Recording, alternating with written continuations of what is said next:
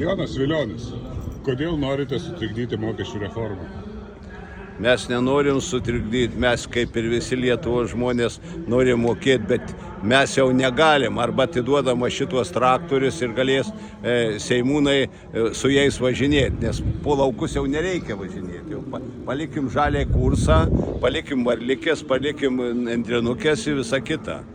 O tai palaukit, jūs čia traktorius kaip dovaną atvežėte, ar jūs čia kažko reikalaujate? Nu tai dovana, tai mes, kaip pasakyti, mes norim parodyti, kad mes dirbam su traktoriais, dirbam žemę, o ne taip, kad mes tarsi tik tai poilsiaujam, nieko nedarom ir reiškia nenorim mokesčių mokėti.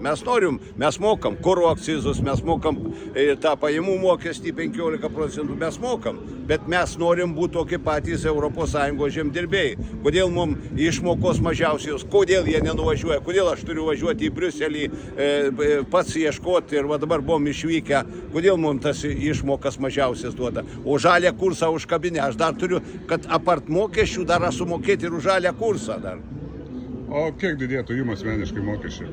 Nu, žinot, reikia čia... Pinigais gal galima, per hektarą galima pasakyti. Nu, matot, va, sakykime, paėmė kuro akcizas. Man jau šiandien 5 centais reikia už dyzeliną brangiau mokėti. Pakėlė šitos darbo užmokestį, darbuotojams reikia mokėti. Reikia, kaip pasakyti, ir aš tai priklausomas nuo 5 faktorių.